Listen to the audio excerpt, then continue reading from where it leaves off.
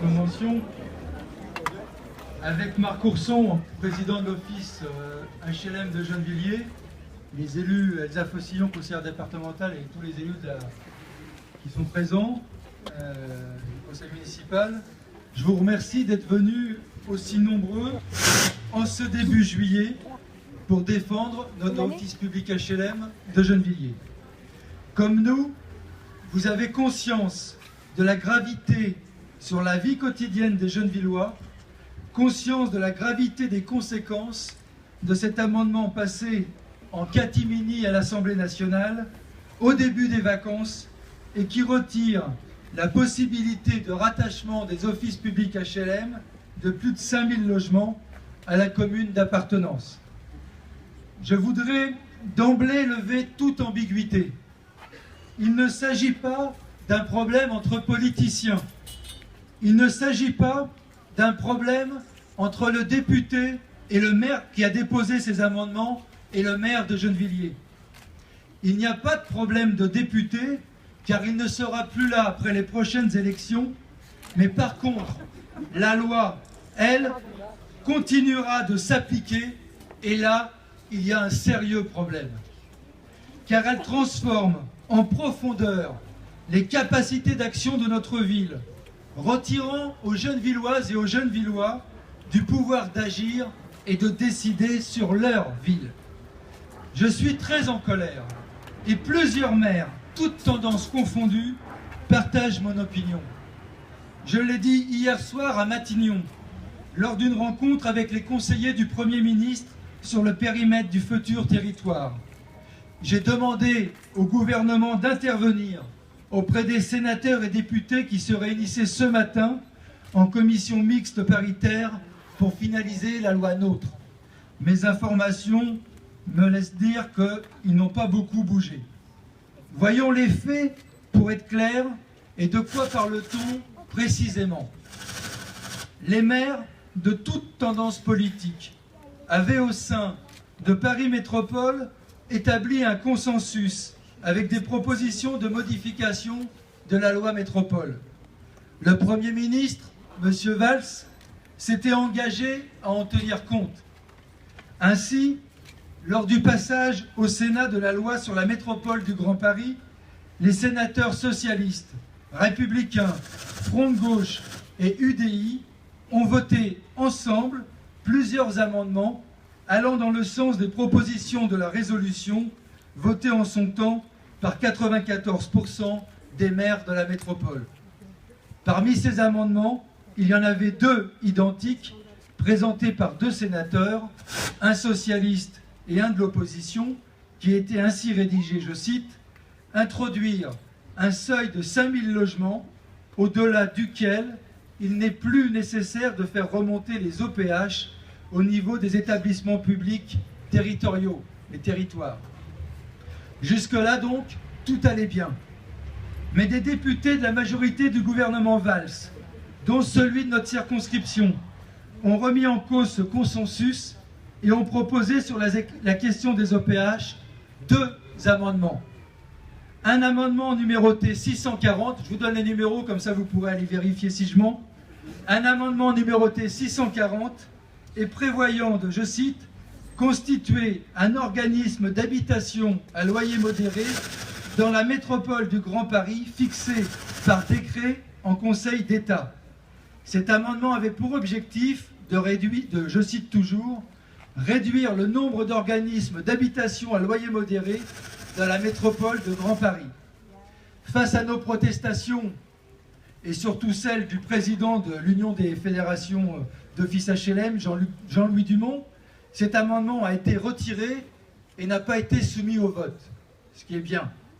Par contre, le deuxième amendement, 529, déposé par le député de notre circonscription, identique à celui du gouvernement sur le numéro 511, lui visait à supprimer, je cite, le seuil de 5000 logements introduit par le Sénat, au-delà duquel il n'est plus nécessaire de faire remonter les EPH au niveau des EPT ou territoires.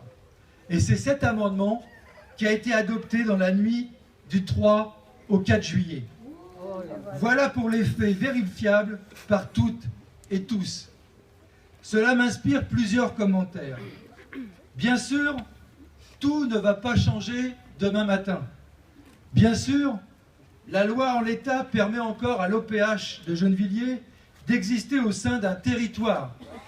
Mais elle ne permet plus à la ville que de proposer la désignation de 7 administrateurs sur 23. Et encore, pour combien de temps? Tout cela est conditionné à un accord politique avec les autres villes du territoire qui, je le rappelle, qu'il soit grand ou petit, met la gauche en minorité, puisque soit nous sommes une ville de gauche sur 7 villes UMP, ou 2 de gauche sur 15 villes UMP. Il s'agit bien là, avec cet amendement, de donner ainsi la possibilité à la droite départementale de gagner ce qu'elle n'a pas eu par les élections, de mettre la main sur notre office public HLM. Rien ne remplace la qualité de la gestion de proximité. Mettre l'office HLM au niveau du territoire, c'est reculer avec une gestion au plus près des habitants. Ici, à Gennevilliers, nous prouvons qu'avec une gestion de proximité, nous respectons la population par la qualité de nos HLM.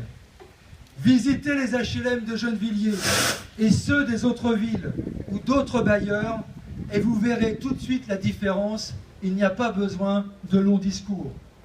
Nous avons probablement encore des progrès à faire, des améliorations à mener, et c'est notre volonté. Mais nous ne souffrons d'aucune comparaison. Nous avons fait ici le choix d'avoir un gardien pour 110 à 120 logements. Qu'en sera-t-il demain? Pourtant, c'est important, car capital, pour la qualité de l'entretien des immeubles, du lien social dans les quartiers. Certains nous opposent la question de la transparence des attributions. Mais quelle transparence d'attribution aurons-nous quand elles seront décidées à l'échelle des 25 000 ou 30 000 demandeurs de logement? Quelle priorité gennevilloise? Nous avons l'expérience de l'office HLM des Hauts-de-Seine, la cité Jardin juste à côté. C'est ça le modèle qu'on nous propose? Combien de Gennevillois sont logés dans l'office HLM ici dans la cité Jardin? Faites le compte. À Gennevilliers, l'opposition siège au conseil d'administration. Ils peuvent donc vérifier ce que nous faisons, contrôler à la commission d'attribution. Ce n'est pas le cas à l'office HLM départemental où la droite nous a refusé d'être présente. Bonjour la transparence qu'on nous propose. Quelle capacité d'intervention aussi des locataires, des demandeurs de logement, quand le siège mutualisé des OPH dans 2 ans sera transféré dans une autre ville des Hauts-de-Seine ou du territoire. Notre gestion actuelle n'est certes pas parfaite, je le disais, et il y a des problèmes. Il faut encore l'améliorer, mais certainement pas l'éloigner des gens. Aujourd'hui, vous pouvez m'interpeller, interpeller Marc Courson ou moi-même dans la rue, même nous engueuler. Nous nous déplaçons, nous cherchons des solutions avec vous. Qui peut croire que renvoyer le niveau de responsabilité au-dessus de la commune favorisera la proximité? Les logements de Gennevilliers serviront à reloger les demandeurs de logement des villes qui ne construisent pas de logements sociaux, et ça, c'est inacceptable. On va donner la possibilité à la droite de faire avec nous ce qu'elle a fait quand elle dirigeait Paris. Elle a construit à ce moment-là les 4000 à la Courneuve pour reloger ces demandeurs de logement. En quoi un office intercommunal ou dépendant du territoire permettrait de mieux répondre aux besoins de construction de logements sociaux?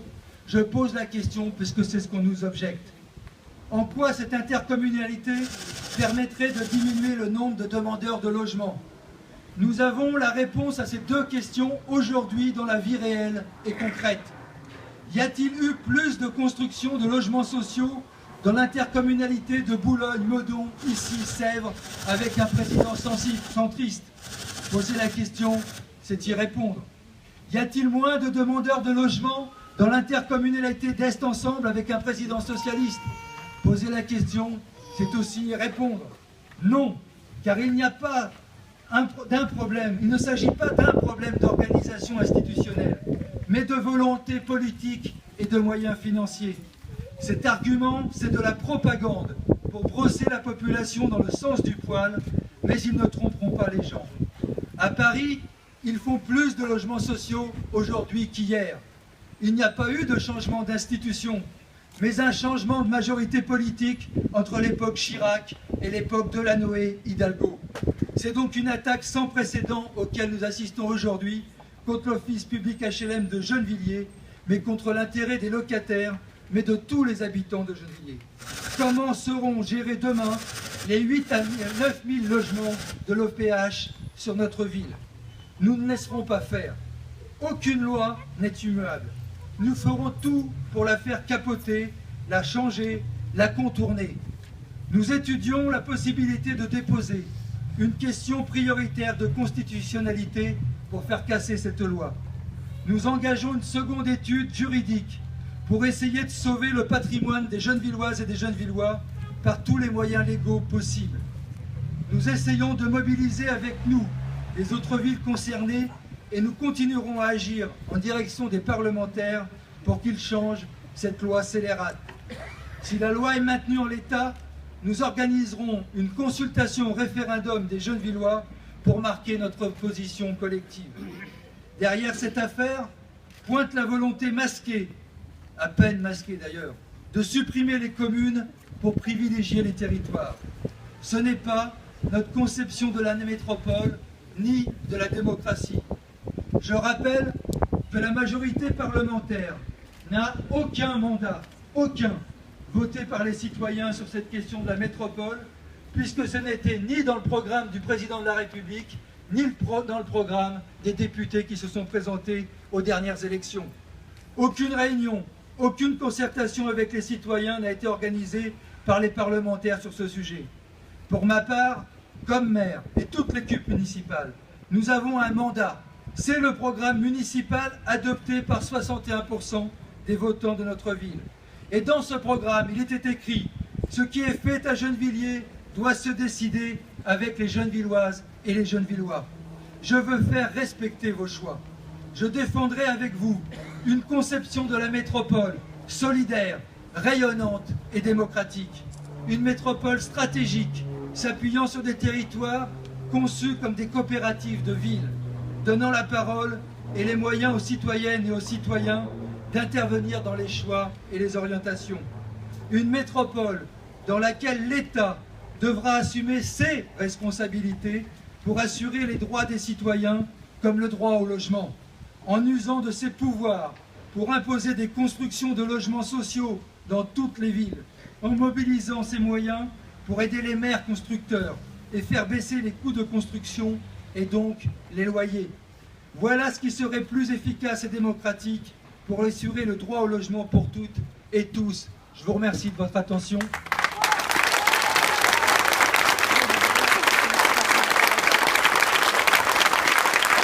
La parole est à Marc Courcey.